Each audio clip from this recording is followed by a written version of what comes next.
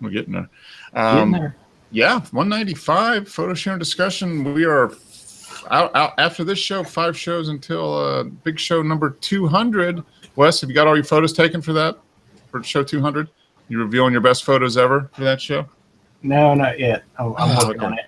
Me neither. Yeah. So I think it's going to be. I just kind of reminded myself today that show 200 is going to be July 23rd. I'm going to take off. I'm not going to do a show the week of.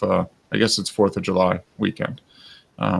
So the show 200, assuming everything sticks on the schedule, will be July 23rd. So there's some incentive for getting out and doing something, I guess, with somehow related to 200, whatever that is, your interpretation of 200.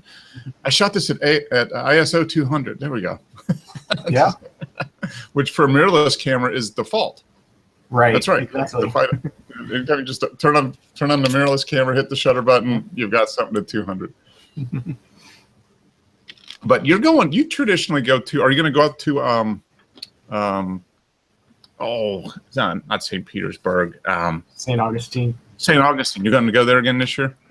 Probably. I don't think we have any other option or any other things that we want to do. So.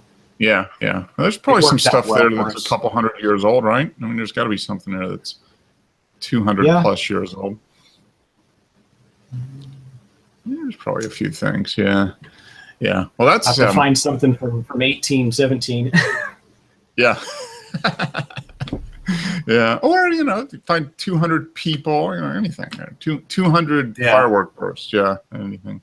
Yeah, but yeah, right. Now that you've gone there for a number of years, right? I mean, you've gone there pretty much. Yeah, probably 7 or 8 years now. Okay, yeah, that's cool. And it looks like they do a really good show. I mean, after being there, not for 4th of July, but just being there 5 years ago, I guess I could see that would be a really, really nice place to see fireworks. Nice wide open area. Yeah. So. Oh, good. Yeah. The only big drawback is the traffic at the end. Oh yeah, and there's not that many ways out of there, right? I mean, it's pretty much right. You have to go over the intercoastal waterway. So yeah, there's a couple bridges, and it's a nightmare. Mm-hmm. How long do you spend sitting in traffic? An hour or so at least to get across the. If you just try to leave right at the end, you'll be in traffic for probably 2 or 3 hours to get out of there. We usually just go wander around downtown because a lot of the shops and stuff stay open afterwards after the show. Oh, okay. All right. And then you wait until like midnight or something to leave. Yeah. Right. Yeah. Go get some ice cream and wander around kind of thing. Yeah. That makes sense. Because, that's rather than just sitting in traffic for 2 hours, you might as well relax a little bit and then get in the car when 80% of the people are gone and then maybe sit in traffic for 5 or 10 minutes. Yeah. We're going to try to, my brother and his family are coming down over 4th of July. So I got to talk to him tonight, but thinking I got to find out if he really wants, because he's got two kids and a younger kid. So I got to decide if he really wants to go out and try to fight the crowds to do fireworks on the 4th of July, or if we just want to kind of do our own. Mm-hmm. Get our own little fireworks display and burn down the neighborhood. I think that might be.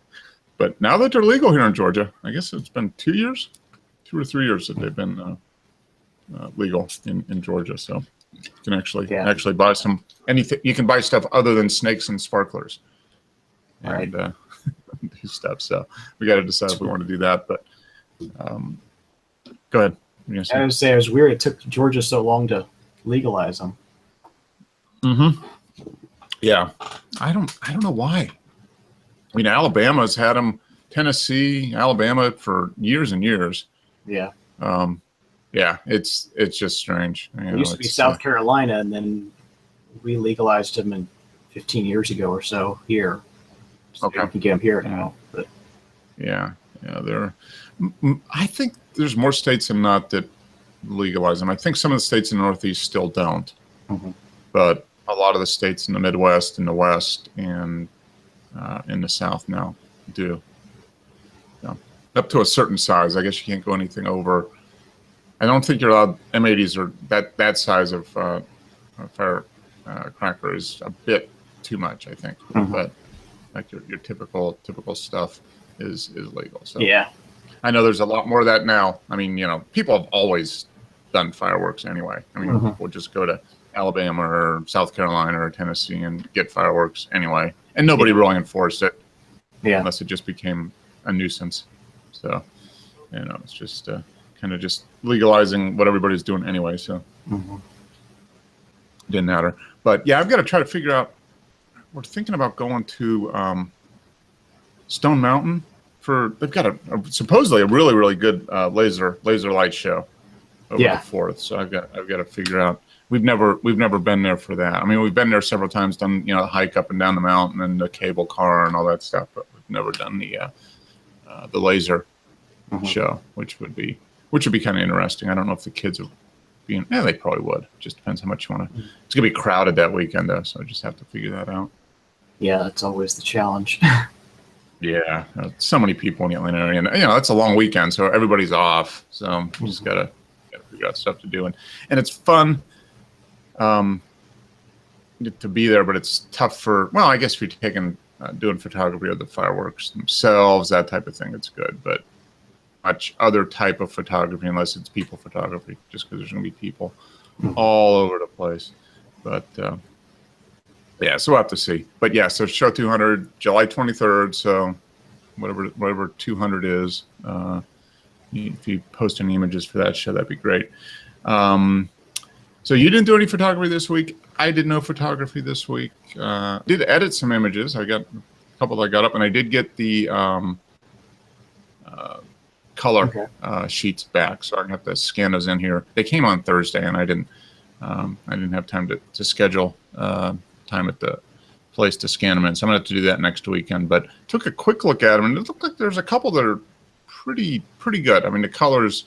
It'd be interesting to kind of compare the color in the black and white. So hopefully I can get a few of those scanned in, and then after that, no, I haven't done any. Well, since we've been back, it's been so busy. So I've got to set aside some time here. Try to get out with the street photography group. They've been getting out a little bit, although not quite as much now. It's getting summer, but some stuff going down. Maybe I can go downtown and do some photography down there. That might be good. A lot of people out and about, so you can do stuff down around Centennial Park or that type of thing. I think that might be good. Any photography purchases this week? Any new equipment? Nothing. Got a couple things on the way, but it's not here yet. Oh, cameras, lenses. Yeah, just a new film camera to play with. Good. Well, the one you had. Have you gotten through? You've done the one roll. Do you still have some stuff to develop from that or scan in from that roll that you posted? Was it last week? Yeah, I there's a couple other shots on there, but I'm probably not going to share those. They're not that great. Yeah. Okay. Well, you got what? How many keepers would you say out of that roll? 2 or 3? There was 3, and I messed up one of the shots on the roll, so 3 keepers and 4 not so good ones. Okay. That's not too bad, really, for film. That seems to be about my ratio. If I do a roll of 12, I will get maybe 3 to 4 that are really, really like. A couple that are okay, and then the rest are it was worth a shot. But I've got a roll of black and white in there now, so I'm like trying to get through it, but it's challenging because not everything works in black and white. Mm-hmm. I don't know. Yeah, it's like I have trouble seeing in black and white, so it's difficult for me to find things to begin with, and then I'm like, well, this is not going to be that good in black and white. There's no bother me trying to shoot it. Yeah, that is a challenge, and it does take a while to be able to kind of see what it would look like in black and white in your mind, at least, So with film, you don't want to just every time you push the button, it costs money. So you want to make sure at least give yourself a good opportunity to get a decent shot. And that's the fun and the frustration of film all at the same time. All right, Dennis. How you doing, Mark? You all right? Good. Doing well. Hey, Dennis. Where's good. So no trouble getting in? You found the link? Got in? No issues. Right? The link went in straight away. Okay, good. All right, I'm just going to keep doing that because I still get the black screen saying an error has occurred, but I just then done you that. you hit the cancel button and then it comes back up, right? Yeah, that's it. Yeah. That's what I've been getting that too. It says the app couldn't load or something like that, or all the features aren't available. That's it. It said an error has occurred. And, Blank screen. Yeah. yeah, but there's a little cancel button, and I've had that happen to me maybe 4 or 5 times over the last few weeks, and every time it comes up, I just hit the cancel button and I'm fine from the rest of the time. Yeah, so. Every time, Mark. Every time I log on, that's it. Okay. Blank screen. I wonder. Yeah, who knows? There's probably something in your cookies or something that's kept in the browser. No, you're using Safari, right? I'm using Opera. Opera. Okay. Yeah, it's probably the moment when Homeland Security log in on us. You know? Yeah. That's true. Probably is. Oh, speaking of, are you Wes? And I don't know if you've ever seen the show, Dennis, but House of Cards. No, I'm not into it. No. Okay. Yeah. The fifth season came out, I guess, over Memorial Day weekend, and started watching it. But there was this whole trail. It was, they're started into the election, the 2016 election, and there's stuff about him using hackers to manipulate stuff. So it's kind of interesting, breaking into NSA and figuring out what their backdoors are into all the social media sites. So it's kind of interesting. But the reality is they probably do. So like you said, Dennis, Google just once the NSA checks it out, makes sure we're good, then you hit that cancel button, and then you can continue. Well, they're still counting the Russian votes for Donald Trump, aren't they? Oh yeah. It's gonna be going on for 4 years. Yeah. Well, we had an election in this country this week, and that didn't go quite well. Yeah, that was a little bit of a surprise, wasn't it? Yeah. They were just so arrogant, Mark, that she didn't. The Prime Minister didn't even want to go on the television and debate things with the opposition, because as far as she was concerned, she was going to walk it and get such a majority. Yeah. Well, unfortunately, that's because that was what do they call it? A snap election. She had she called it like a month ago or something. Yeah. When she first became Prime Minister, she said that they're not going to be any elections. They're going to do the full 5-year term. Yeah. Then all of a sudden, they decided, because she became Prime Minister without being voted in as Prime Minister. Yeah. She needed her own. She needed her own thing from the people, that she was the one they wanted. Okay. Yeah. So she just decided to just have this election, and it's backfired big time on her. She's got less seats now in the House. Yeah. Then if she would have just kept going, yeah. Now she's had to do a hung parliament with the 10 Irish MPs, so that she's got enough votes to push through the legislation. Yeah. No, she figured by doing that she could solidify and get it done quickly. But then with the 2 terrorist attacks, I think that probably had a little bit of an impact on it too, and all the stuff both internally there and externally from our president too. So. I don't see what you can do with these nutcases who just drive across a bridge and start knocking people down with a van. You can't. I mean, that's the thing. You can't, and they've latched onto that as it is a way you pretty much can't protect against somebody that wants to do that. So yeah, I mean, well, they're lucky I'm not in charge, because these people operate outside the law. So I'd be perfectly all right for the Secret Service to go and have a word with them quietly. A little off-camera negotiation. Exactly. Yeah. So speaking of cameras, Dennis, any photography this week? Did you get any? Well, I did go out and do a few bits, but okay. The sky got grey and the wind was howling, and I had the camera loaded with Provia slide film. Okay. I decided not to waste it. All right. Yeah. That's probably wise. It's like you, Wes. You just don't want to take a shot of anything. If you've got the film in there and you go through the effort, you want to at least give yourself good odds that you're going to get something that's worthwhile. Yeah. So. I was looking at the Sony A7 because it's been out for a couple of years now. The version 2. Okay. Yeah, and they're Sony are discounting it at the moment. But Okay.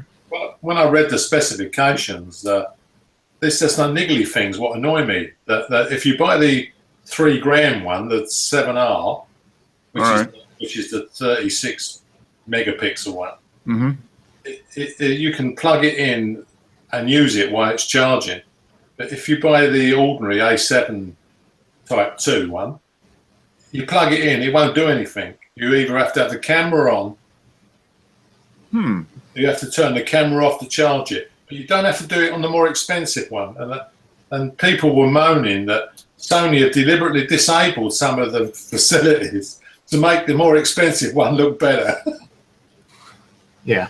But it's is it essentially the same sensor? It's exactly the same sensor as the first A7, but this one's got the in-camera image stabilization. Oh, okay. It's got like 5-axis stabilization, like the Olympus EM1. Okay, yeah. They bought, didn't they? Doesn't Sony own part of Olympus or something like that? Well, it seems to have ended up in their A7 cameras now. But the only thing is, when you use legacy glass, it only works on 3 axes. Oh, okay. All right. So, which would be fine because the EM10 is only 3 axis. It's fine. Yeah. I was going to say I've never had a problem with 3 axis. I mean, it's never been an issue. I've never had a problem with any film camera ever having image stabilization problems. Yeah. Yeah. Well, the 4x5, it can't. I wish it did have in-camera. 5-axis. Yeah, you see, the Chamonix 4x5 is a bit of a parachute on a windy day. Yeah.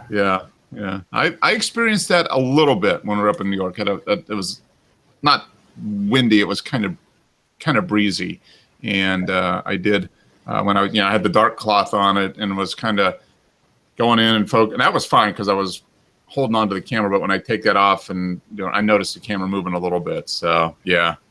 We had when me and Tim were up on the castle on top of the hill. The wind, you could see the whole camera vibrating with the wind. So when we took the picture, him and me were standing like, as wind breaks. Yeah. It's no, it is a challenge. I mean, it is a big. It's a little bit bigger target for the. I think the image stabilization on that, Mark, is to hang a bag of bricks underneath the tripod. Well, there's that guy. Ben Horn, I think I've talked about him, but he shoots 8x10, and he lost 2 cameras last year to the wind in Death Valley. Expensive hobby. Yeah. So you definitely have to pay attention, and any camera. Anytime I put any camera on a tripod, I'm paranoid. It's just anytime I can't physically be holding onto the camera, and I'm depending on something else. It kind of freaks me out a little bit. If it goes over, it's going to be very expensive. Yeah. So, and I don't want that to happen. That's definitely something. But, how's Wes getting on with his 120? Have you finished a few rolls now? No, I'm still. I was telling Mark I was still working on the second roll. I got Acros in it right now, and I'm struggling to find something that'll work on black and white. Yeah, the Acros is a document film, isn't it? Is that very fine? I don't know. Yeah, it's not a fine art. It's more of a a high contrast. I think it is. Yeah, it is. It's got a relatively high contrast. It's a nice film. I really like it. I've never shot on. I was thinking of getting some for the 4x5, but it's twice as expensive. Almost as FP4. Yeah, it's not cheap. No. I've seen them scanning the film and then using silver effects. Okay. Yep. To make up the pictures. They look quite effective, actually. No, Silver Effects Pro is a good. That's a very good filter or add-on. Whatever does very good job. You heard Mhm. you heard too that Google absolutely stopped all support of that whole suite now, right? Yeah, was it last year that they did that? They actually Right. actually announced it just I think this week or last week. Oh, okay. Yeah. I heard they stopped selling it, but now they stopped supporting it, right? Yeah, so there's going to be no support for it. Pretty, you know what I'm saying? It's going to be running its course here pretty soon. So it's It's a bit like Microsoft operating systems then. yeah. Yeah, they get to the point where it's just out there, and you can keep using it, but nobody's going to answer any questions or They say thanks for all the money you've given us. Now find something else. There you go. Yeah, they basically that's about it. Yeah. I mean, I haven't used it that much in the last year or so, but I bought it. What was it? It came out like 2011, something like that, 2012. I think I bought the whole set, all the add-ons for $89.95 or something like that. It was a really good, the sharpener, the printing one that does the scaling of images, the HDR effects, the silver effects. Yeah, I mean, it was a good plugin package. I probably should revisit it and play around with a couple images just to see. But there's some good stuff. I still never installed it. I downloaded it when it first became free, and I never installed it. Yeah. Yeah, it's the problem with it is that there's just so many other plugins that are, once Google bought it, it was like, that was the writing on the wall that it was going to be gone. So, a lot of people have started using other plugins. Yeah. Heck, I'm using one right now. I've been an On One fan ever since that day happened. So. Oh, that's right. Yeah, you have been using them quite a bit. So. Yeah. And I haven't. I looked at it. What's the price? Is this like $100 or what's the price for the? Oh yeah, something like that. $79 or $100, Okay. something like that. Yeah, you pay for it. That, and they've come out with another product now too, called Raw, On One Photo Raw or something like that. Okay. I'm still on One Photo 10 point whatever. Okay. But they have a higher product now called Raw. I just, they actually do want you to pay to move up to that one, and I'm like, no, I'm good on this one.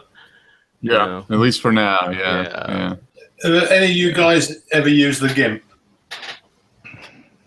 I tried it like 5 or 6 years ago, and it just seemed like it was a really steep learning curve. Yeah. I think you need 2 or 3 months at NASA to find out what it does.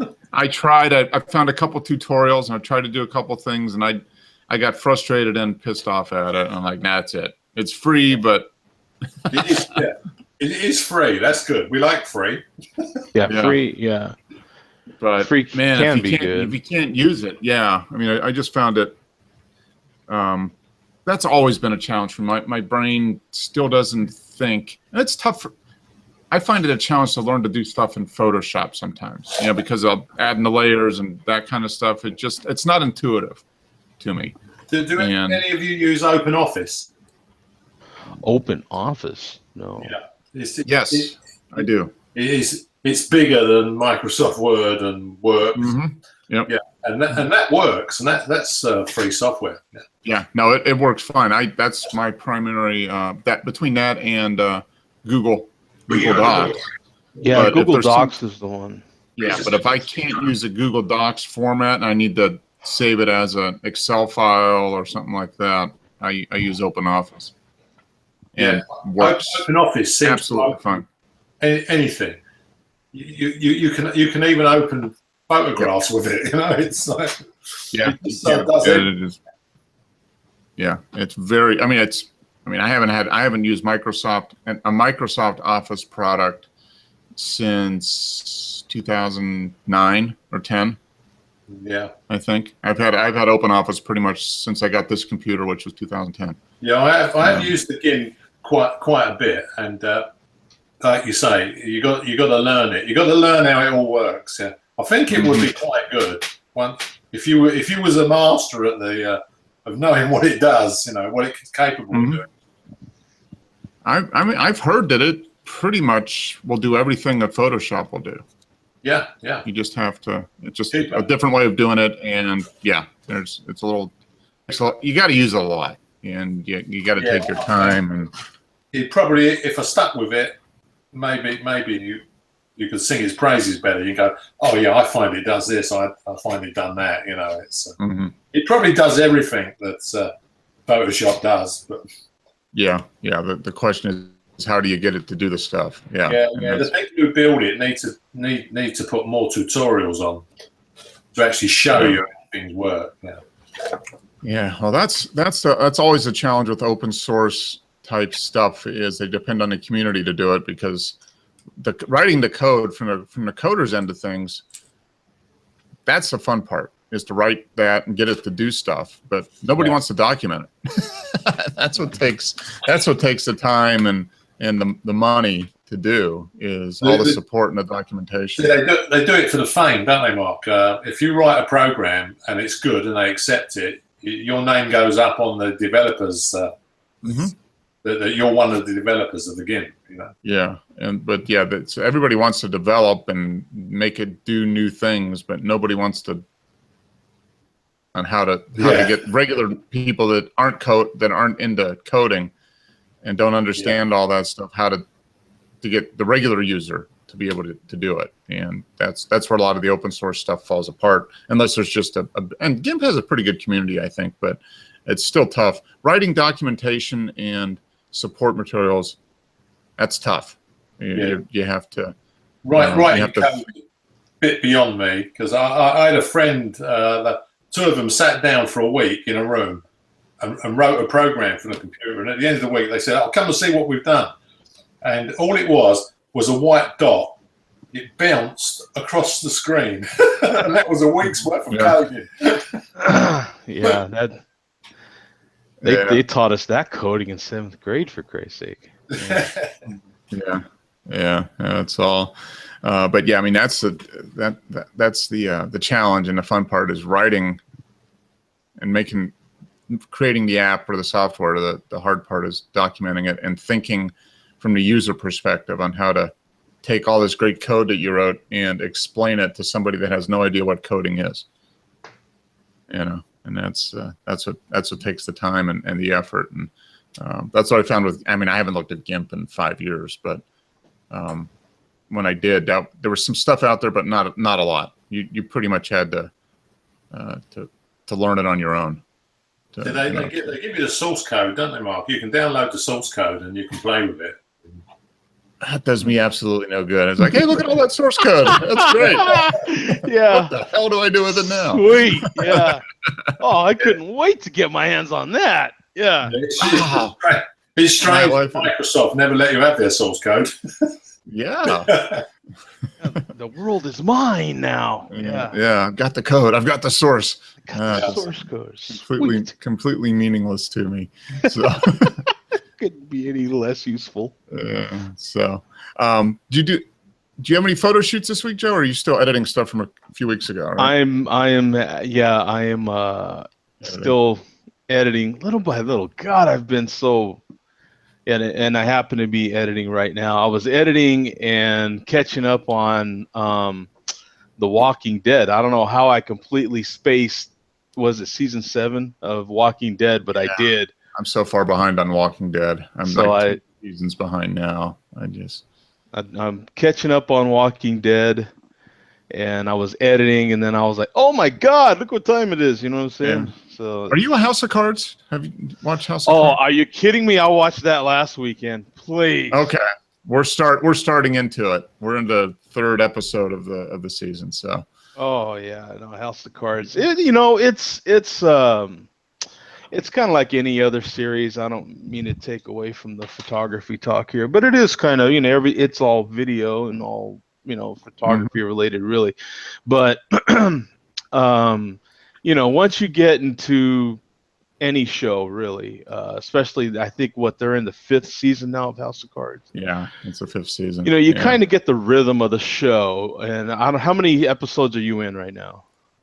I'm on the. We watched the third episode of the 5th season last night. So you're far enough in where you're kind of getting it already. You're like, all right. They don't really do like what happens during a 4-year career of the president. They like to run for something, and so they're constantly making some sort of race for something. There's going to be an election. And then they really stretch the boundaries of all that. So it can get kind of very predictable. But I still watched it. Yeah, no, it's still good. But hey, I was telling Wes before we started. I've got to like do a little research before the show starts. Try to do some photo news and that type of stuff to have some different things to talk about a little bit. And I found something on Petapixel about Laguna Beach requiring $100 permit for any kind of photo shoot, commercial or non-commercial. Wow. Yeah. So let me share that, because that seems kind of not so good. Yeah, and what sucks too is typically, I don't know about what they are saying about it, but typically the only standard for that is if you happen to whip out an SLR, you whip out an SLR. And you had better have a permit for it, because you can whip out any sort of little mirrorless camera and good to go, have at it, Yeah, well, they're talking about that. I guess San Francisco has a thing, and I linked to that, and that seems more like if you have a big lens, white lens, and professional looking camera, then they're going to get you. But they've charged a minimum of $100 for a permit if you wish to take non-commercial photos in public places, just to shoot any photos in the city's public areas. That's crazy. Can they even do it's that? I guess I don't know. Somebody have to take it to court, I would think, in order to. I don't know about that. Now, but this guy got $100 for what, Mark? So this is for a permit to do a non-commercial photo shoot. So this guy, photographer Dean, says exactly what happened. One of his photographer buddies, he was shooting at Laguna Beach around 6 o'clock when he was stopped by a ranger. He was using a Canon 1DX and a 70-200, along with an assistant and off-camera lighting and a softbox. Finding the photographer didn't have a permit, the ranger wrote him a citation. Permit required. Wow. The photographer was shooting an engagement session, so it was a commercial photo shoot, but the official policies state that even non-commercial photo shoots require the same process of obtaining a permit. And then they list the policies. So it's says film permits are also required for all motion pictures, blah, blah, blah. Yeah. We offer 2 types of permits: non-commercial still photo and commercial photo. If you'd like to shoot non-commercial photos in public places for things like family photos or holiday cards, you'll need to pay a minimum of $100 for 2 hours and $50 for each hour. Yeah, I've heard of that, man. And Matthew Jordan Smith, he's that one, kind of celebrity photographer. Mm-hmm. I've watched a lot of his videos, and then it's been a few years ago, but I reached out to him, and he replied back to me a couple of times and really helped me out. But he has some videos on YouTube that show just to the degrees that you better have a permit if you're shooting in California. Mm-hmm. Like you had better, even in he was in a park. He was in just your average little park. And he showed his permit. He's like, he says, I damn sure. It has a lot to do with just how much film industry is there. Yeah, and, I think that's a big thing. Unfortunately, that's one of those side effects of, you have a lot of film industry there. You have a lot of photographers there. I mean, God almighty. And so if you don't schedule a shoot, then you can just have multiple people showing up for, the same location. And they've had tons and tons of problems with it over there. So they just kind of make everybody have permits. And then on top of that, with the film industry being so strong there, unfortunately, and I am a union member, but the unions kind of force those issues too as well. So they kind of force those sorts of things. And in any way that any city or whatever kind of government can raise some revenue, they're going to go for it. So yeah, that's crazy. They were saying so that $100 for a non-commercial, and then $590 for a commercial. Yeah, that's and you have to apply a minimum of 3 days before, even for a non-commercial. You have to apply a minimum of 3 days before. Now, granted, Smith, he was in Southern California, and that's in the Bay Area, right? But God, no, this one is Laguna Beach they're talking about, but they also have the same kind of policy in Laguna Beach, San Francisco. Okay. Yeah, because he was saying that. God, in that video's, I want to say 4 or 5 years old already, and that's kind of crazy. And that's what. So you just wonder, like you said, if you have a DSLR with a lens on it, you're going to get noticed, even if you're just taking a family photo for yourself. But if you have a mirrorless, with nice mirrorless, you're probably not going to get noticed. But it just seems like it's unconstitutional. I don't know. Commercial, I can see. Yeah. If you're going to make money from it, then yeah. But bringing out, your fiance's family to take a picture of them on the beach for your own thing, how can? Yeah, I don't know. I've heard that from photographers here that have gone to LA to shoot at the beach. Like the beach is a big one. Like you whip out a camera on the beach, you better be fast. You know what I'm saying? Because I've heard those sorts of things on the beach, especially. Yeah. So I wonder if you're shooting just like landscapes and that type of thing. With it looks like it's more targeted towards people doing portraits or that type of thing. Yeah. Well, if you're I mean, this is just it. I mean, look at the crew he had with him too. I mean, if it's just you and maybe you're working one-on-one with your subject, then you might get away with it. But the more people you start adding to your party, you're kind of looking for trouble.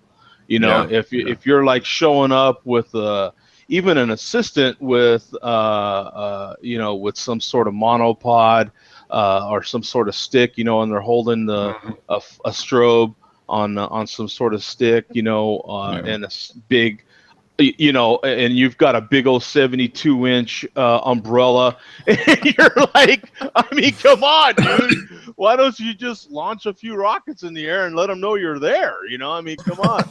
You got to be, some of these things, like when I shoot in the street, you got to plan these things out. Like you got to be in and out, in and out, in and out. You know what I'm saying? Like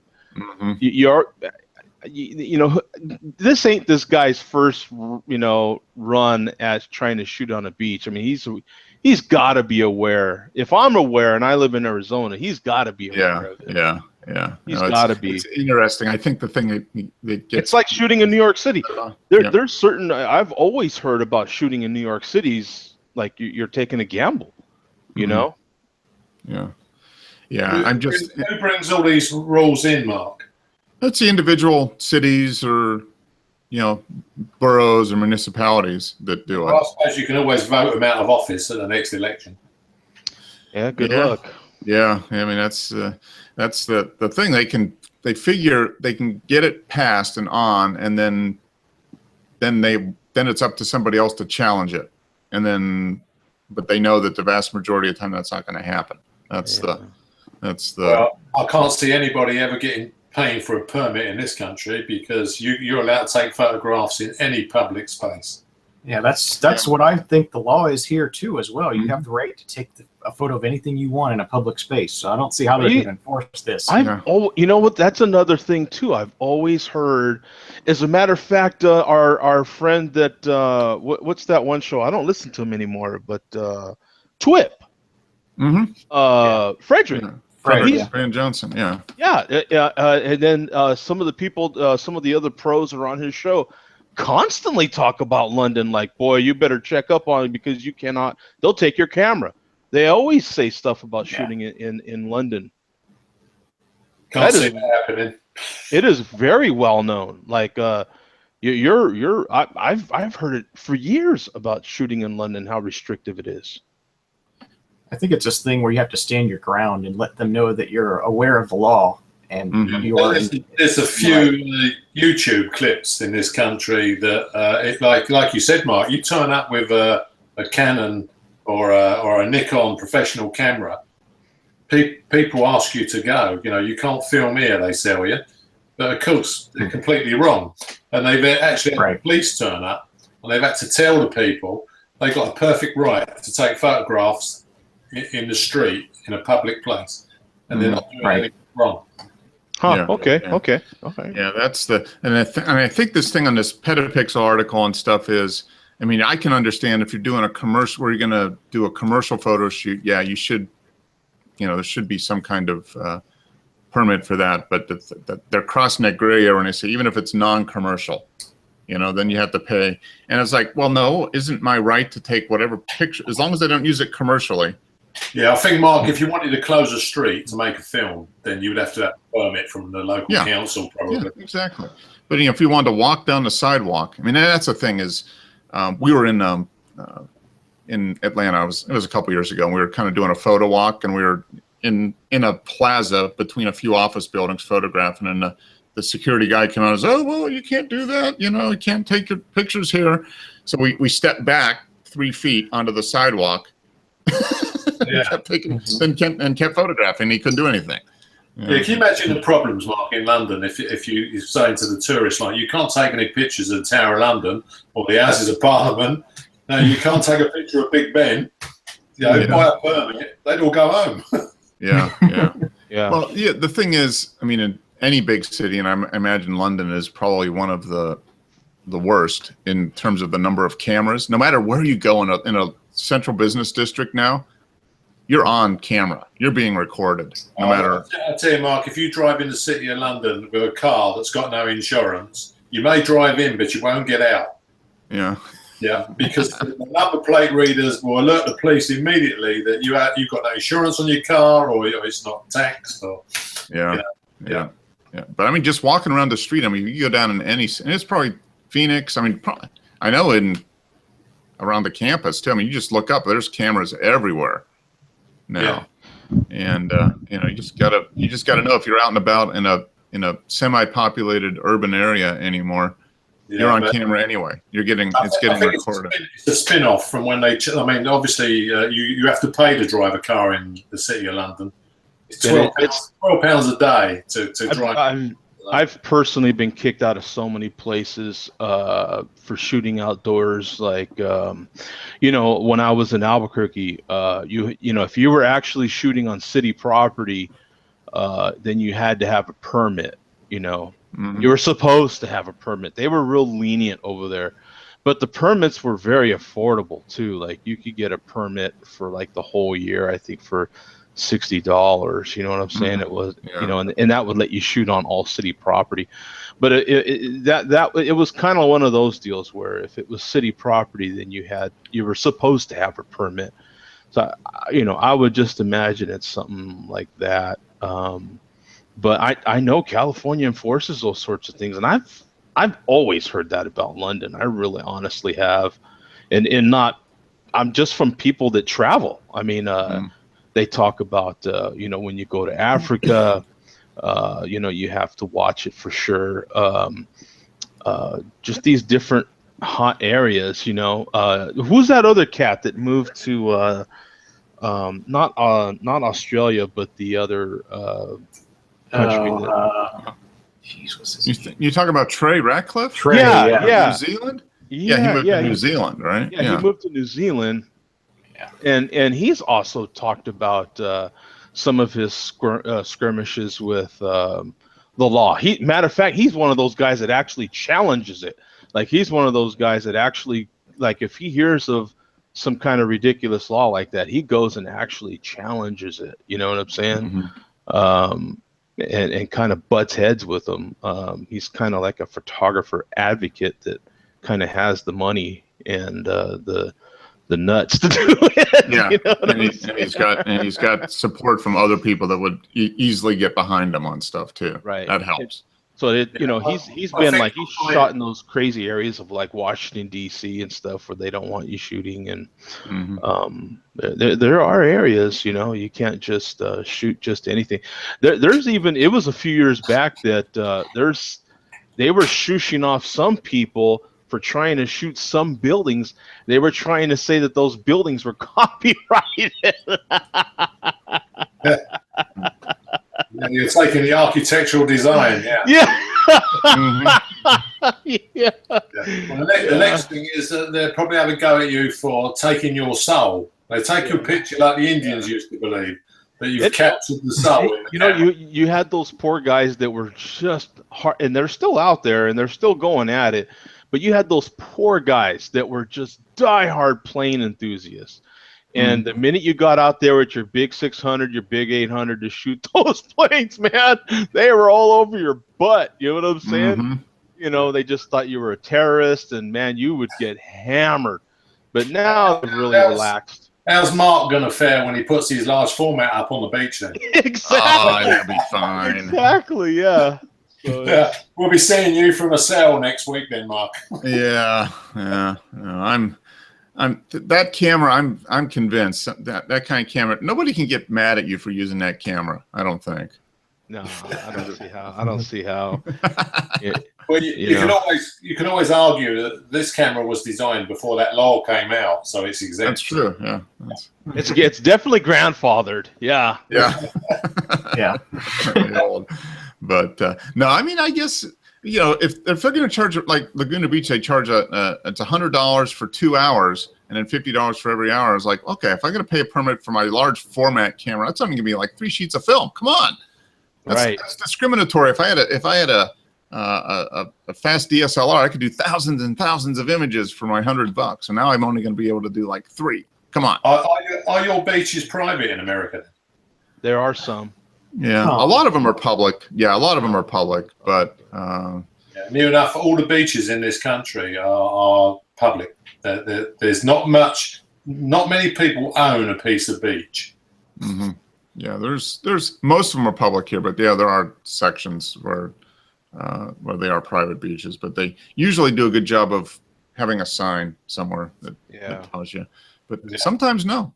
I mean, there was it on Florida? Where was it? We were walking on the beach and we didn't see a sign, and someone was like, "Hey, get off my beach!" Any nudist beaches in America? Yeah. Oh yeah. You do, yeah, because obviously that could cause a bit of controversy walking down a nudist beach with a camera. Yeah. It's a trip too, because the people that own their small little patch of beach, they are diehard about it. Oh yeah, well they paid a lot of money for it. Yeah, they are. They are just super. The one who might be able to answer some of that is Sim. He's the one that's always on a beach somewhere. Yeah, no, and he's talked about having some issues. Like those lighthouses and stuff. There's only certain sections you can approach it from because the rest is private. They've got it fenced off for no trespassing and that type of stuff. So, yeah, it's only gonna get worse. I mean, there's just going to be more and more restrictions and testing the limits of what the rights are of a photographer versus what the politicians want or the areas want as far as trying to restrict those rights. So there's going to be that battle, and it's just going to get probably worse and worse over the years. Yeah, they changed the law in this country, Mark. We got a law for the right to roam. If you own an estate, if you own like a huge estate over a certain acreage, the public have got a right to walk on your land. Really?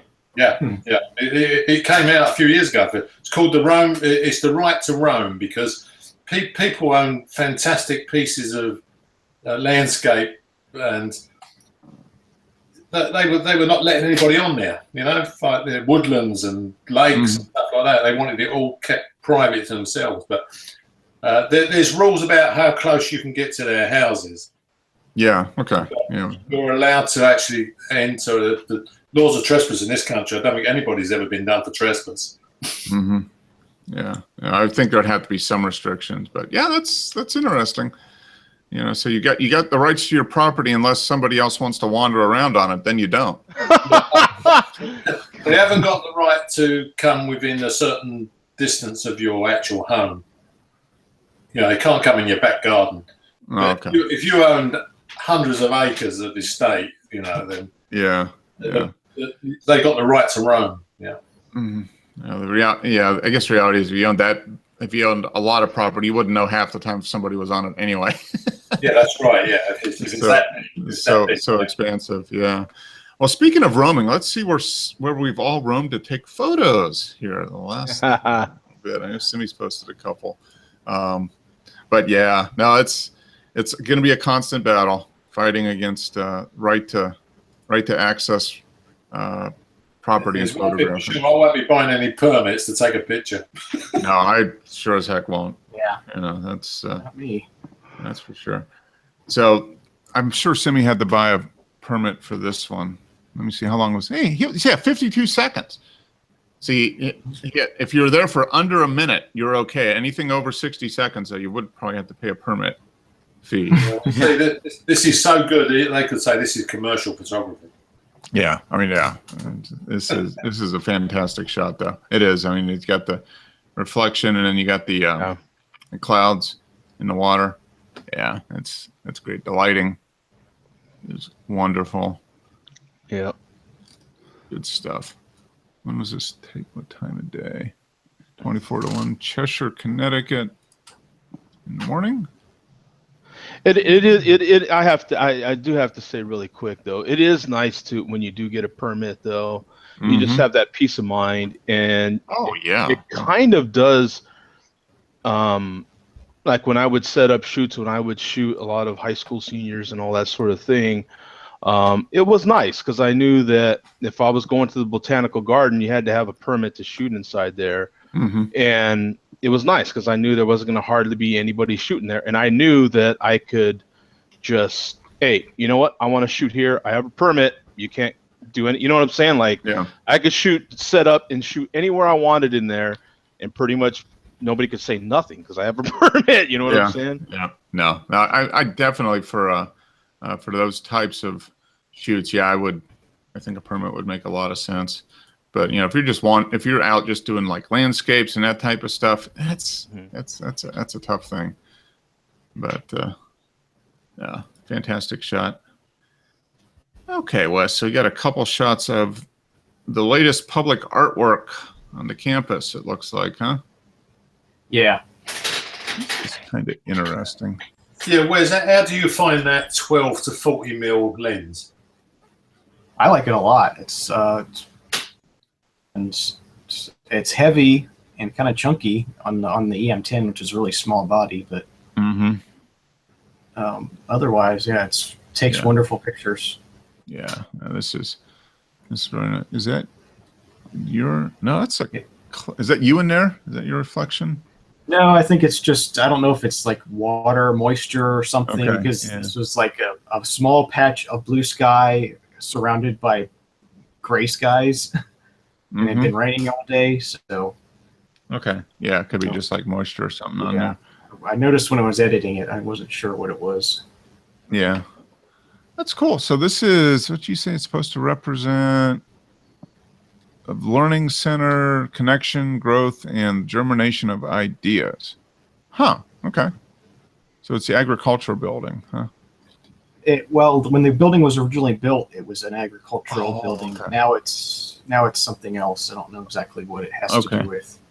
So it looks like, what is it? Is it steel or aluminum?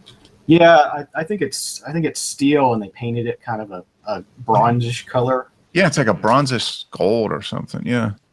Yeah.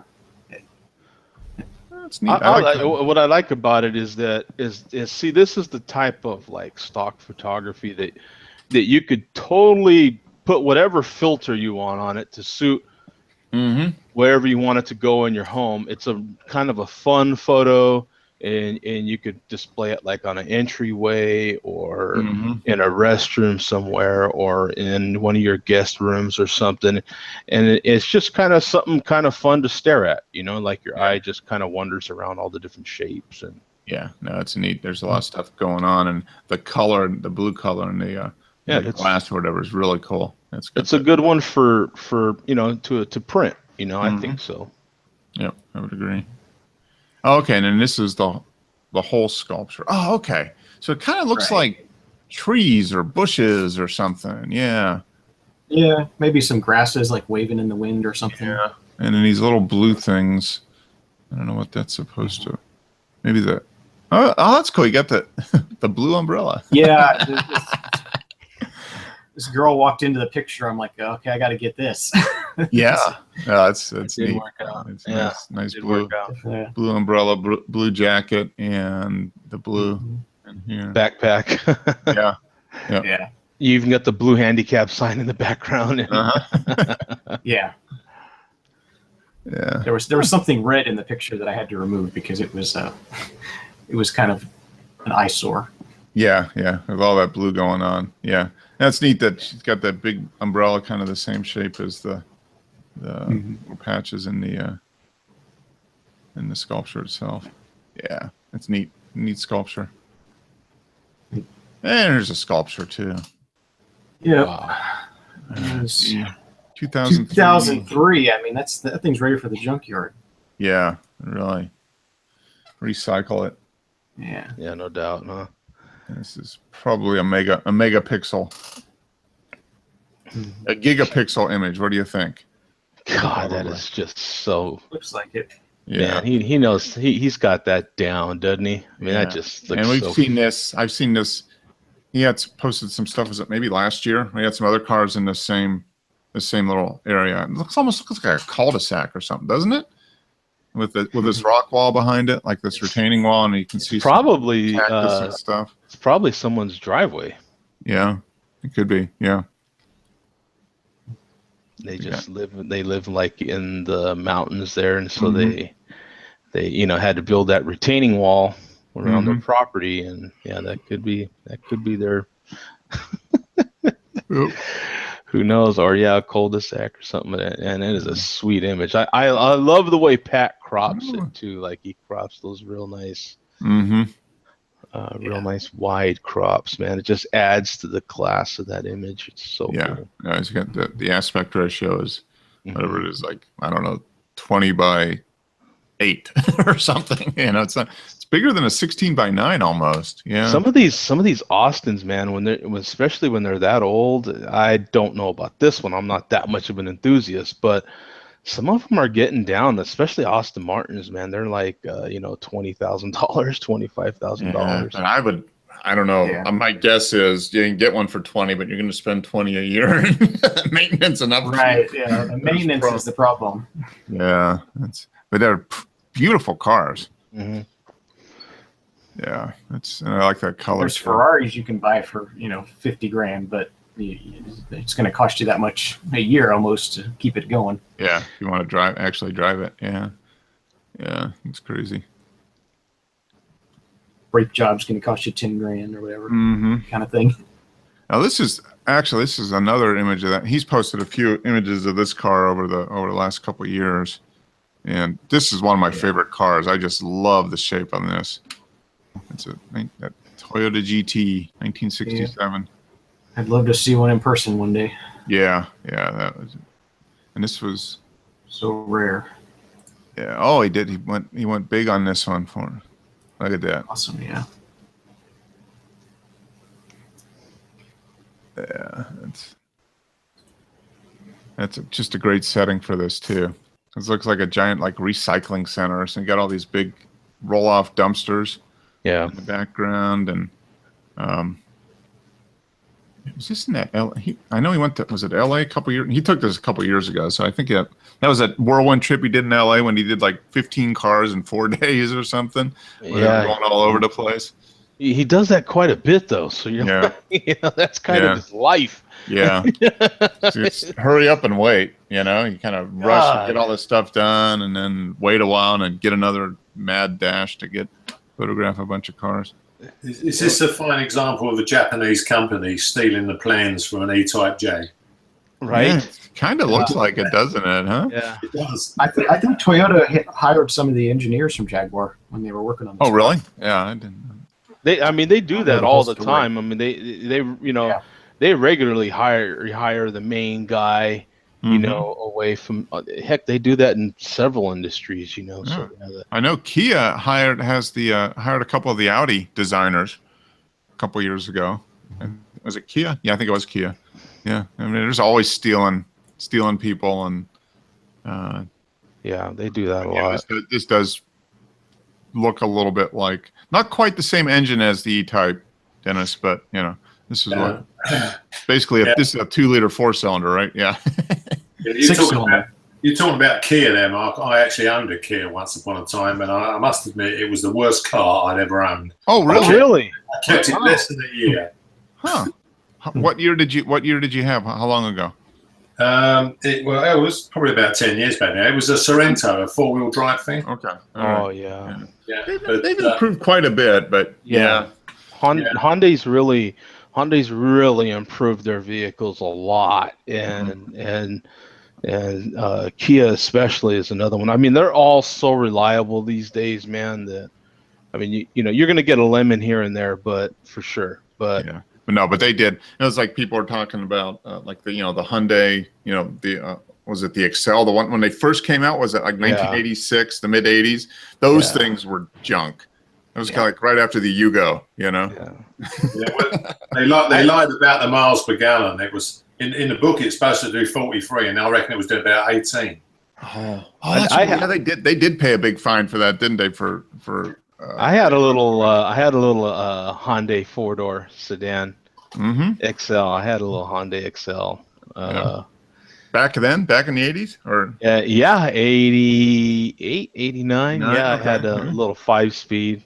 And the car was actually great. I the only problem I ever had with it was my heater core went out. Oh, okay. And when you're in upstate New York, you kind of need that bad boy. So heat's generally important. So that was kind of important. Yeah. But, they've changed a lot. It's amazing. Now this one more night to remember. Is it that same?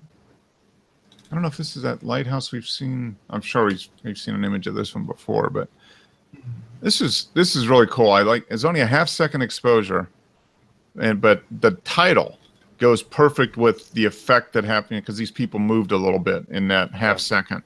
So it's kind of like a memory, It's giving them a ghosting, isn't it? Yeah. A little bit of a ghost, and the title is, kind of remember. So when I read the title, I was like, okay, remember. And there's people kind of like ghosted out a little bit against the backdrop of a. I love the lighting, though, man. The way there's still just that right amount of lighting going across it, across from left to right, and then it's just lighting up that tree, and it's just lighting up the front of that, or the left side of the lighthouse, and the left sides get illuminated, and it just kind of fades away as you get back into this building back here. The clouds, the sky, those people moved around a little bit. I mean, it's absolutely dreamy, man. This is a great image. Fantastic. Yeah. Taken with the 24 to 120. Surprised he doesn't have like 100 gazillion views on it by now, actually. Yeah. Just wait. He'll enter it in a how many? It's only in 6 groups. We go back to this next week, and it'll be in 188. Yeah, you're look at his 6 groups. What's wrong with this guy? He must have got an emergency phone call or something.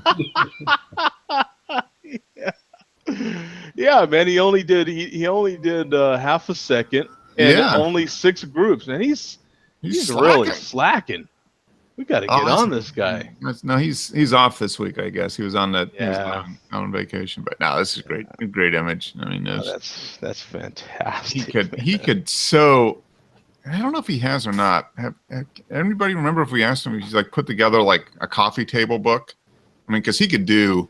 Oh, please. One so easy and sell it at Yeah. any like Visit Connecticut things, and it would not be an issue at all. Selling it for like $79.95 or something like that. He should start like submitting to Nikon. I know he's a Nikon shooter. Oh yeah. I mean, just get a little bit of a Mm-hmm. self out there a little bit, man. He's so talented. Yeah, he really is. It's just great image after great image. Always a pleasure to view his stuff. And this was a photo I was dying to take. I'm sorry. Well, you've been holding on to that line for a while, Mark. Yeah, I worked all day on that, man. I woke up this morning. I'm like, what can I say about this one? He's going to tell us this is the dead center of the town. Oh, yeah. Boom. There we go. Yeah. But yeah, this was a really old cemetery up on the hillside up above the lake, just outside of Cooperstown. They had a lot of really old things, and I thought this would be kind of cool in black and white because of the light and the shadow on it. It was like middle of the day. That's got real depth of field to that, Mark. Yeah. This was I think quarter second at f/45. So yeah. Look at the work on that thing. I did have a close look at it, and I thought it could have been a bit sharper in the foreground, Mark. It's a bit soft down the bottom there. Yeah, I'm still working on the tilting part. Yeah. but there's such a narrow range when you get it to tilt. I mean, there's just a bare a millimeter or so gets it in or out on the tilt. It's just so good at how when you put your loop on the glass, just that slight tilt, everything comes in crystal clear. Yeah, it pops in, but it goes out really fast. I mean, it's just a real narrow range. But now this is kind of cool. And there was a lot of these elaborate kind of monuments, and this one, the guy died in 1868. So I don't think this monument's that old, but it's pretty old. I mean, it's way up on the hillside, and it's like a family plot. This other grave over here, you can see that as Apprentice. There's Apprentice, and there was a bunch of other ones around here too. Wow, 1868. Yeah, there's some old. This is one of the older graveyards we've been to. I mean, there's original settlers, that type of stuff. There were some gravestones from people that died, early 1800s, that type of thing. So it's kind of cool. It's always fun to go to these old graveyards like that. It's just what was the speed on this one, Mark? This is the FP4 plus, so 125. Right, yeah. Quarter second. Quarter second. Quarter of a second. Yeah. You could have done with a few people walking through this. Yeah. That would have. Yeah. That would have. A much better effect. Yeah. Yeah. That's true. The only other person there was Pam, and she was doing something else. And just walk back and forth, and I'll do like a 2-second exposure. That probably would have worked. That is why I'm taking it. Yeah. Wow. No. So what's the? Because you've got him buried right there, and the one right next to him is James as well, right? Mm-hmm. Yeah. So I think this maybe was his son or something. Yeah. Born. Yeah. So it was a big family. This was like the big guy. This is the godfather of them, and then I got all the other ones around. Yeah, so it's pretty cool. And I took this one. This is one of the ones. Well, every one I did in black and white, I took in color just to see. So this actually would be kind of interesting to see what I get in color because obviously very green back here with all the leaves out and everything. Yeah, that plane of focus goes right across those stones because the other one's crystal clear as well. Mm-hmm. Yep. That's why I left it in there because I wanted to to get that to see how sharp I could get that, and I got that pretty good. Yeah. Yeah. It's all pretty sharp. Yeah. You got lots of resolution there. Just keep blowing it up. Yeah. That's a good one. And then this one is last week we showed the one that Pam did with the digital camera, and then this is my black and white film version of that bridge on here. And I took another one. I'll have one hopefully next week of it in color because I did a sheet of Ektar of this same exact composition. I just put in a sheet Ektar and did it. But yeah, this was what 1 second at f/45. So it was a little cloudier. This was a couple days later. But have you done any portraits with the large format yet, Mark? no, I'm gonna try. It might be a challenge, but my brother and his family are coming down, and he's got he has 2 kids. Which, if I can get him to hold still, I think it'd make a great portrait. Brother and sister. So that's my goal, because the son's kind of interested in photography a little bit. So I think he'll be, hopefully I can get him to hold. He's 6 and his sister's 7 and 5. So it might be a challenge to get him to hold still. Yeah, sometimes it's trying to keep the parents still because they're so busy yelling at the kids. Mm-hmm. Yeah. They're gonna be down here for like 4 days, so I'm gonna try, before we give them sugar. I think is, when they're getting a little low on energy, we'll try to sit them down and get one. So yeah, that I'm looking forward to trying that though. I think that might be good. But yeah, this one came out pretty good.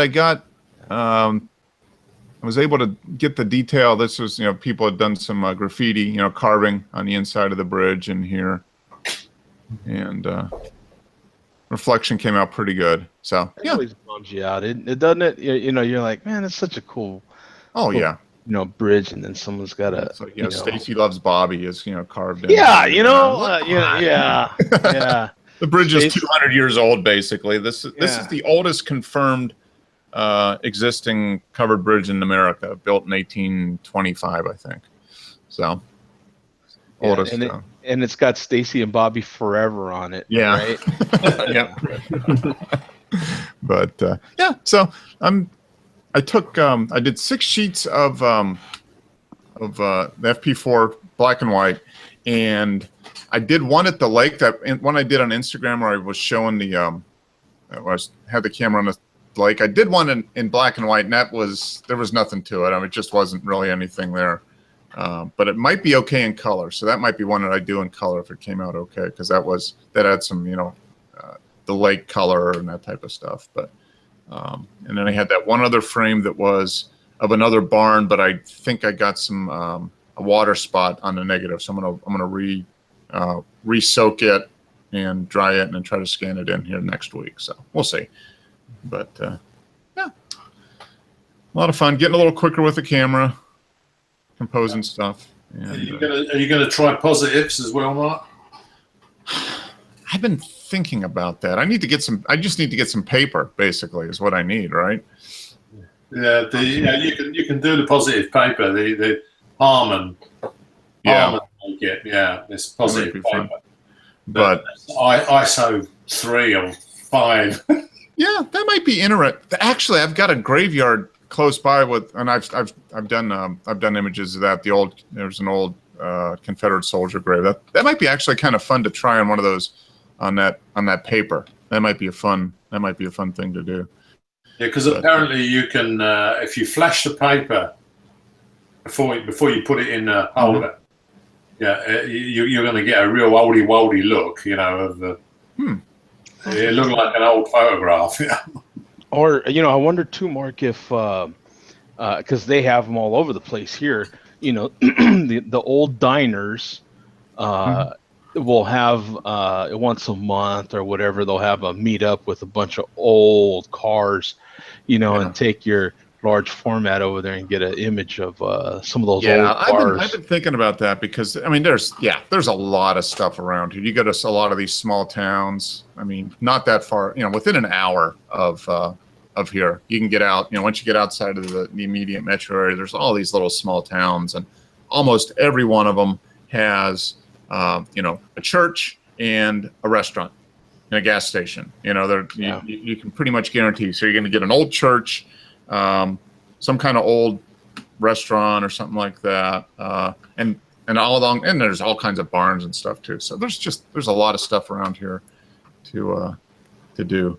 But it would be great to get like a car show, old car in front of an old diner, something like that. I need to, and this is the time between now and about Halloween. I mean, you get the car shows that go through till about Halloween down here.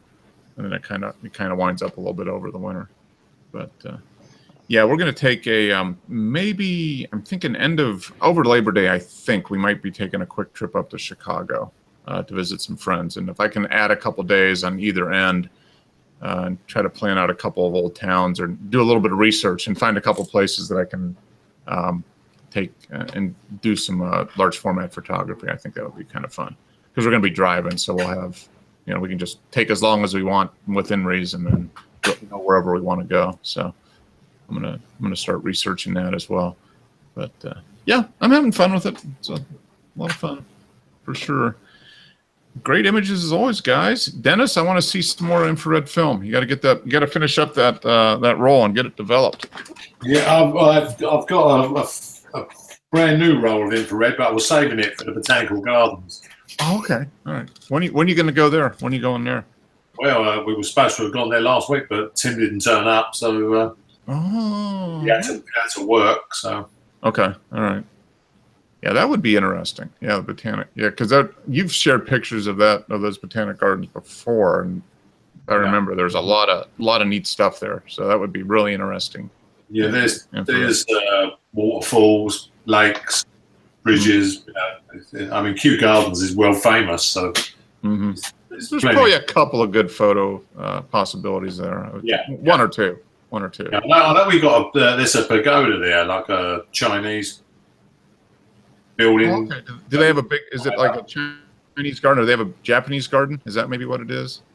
No, I don't know the history of it, but it's just this massive Chinese-looking building down this avenue of trees. Oh, okay. Yeah, I know that a lot of botanic gardens will have either a Japanese garden section or a Chinese garden section with all the Asian influence, the plants and the bonsai and all the different kinds of stuff. So last time we went, 3 of the big greenhouses were shut down for refurb, but since then I think they've opened up again now with everything full of new plants. Okay, yeah, remodeled them and restocked them with all the new stuff. Yeah, that's I'm going to try to get out this summer and go to some of those. Actually, I was researching a little bit this week, Joe, kind of places around here that I could get to within like an hour. So if I wanted to get up early one morning, go out, get something maybe right at sunrise or right after, and still be able to get back and get pretty much a full day's work in.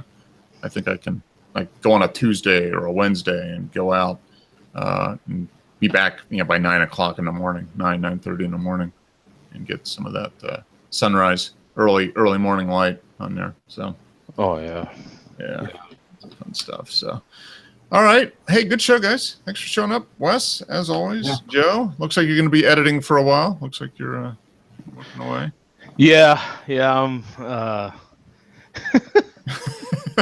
Not another 20 hours, though, right? No, not another 20 hours. I've only been at it, I think, maybe 5 or so hours, but yeah, okay, not that bad. The Stanley Cup is on tonight, 8 o'clock, right? Yeah. Yes. Penguins, they could close it out tonight, if I remember right. Oh, really? The Penguins could? Okay, I haven't watched any hockey at all. I've now watched the NBA a couple times, but yep.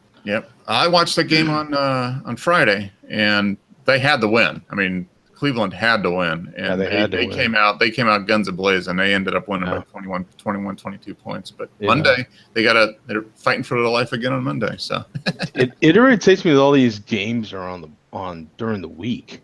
Yeah, I'm like, well, if you want to watch some hockey, I think it starts at 8 o'clock.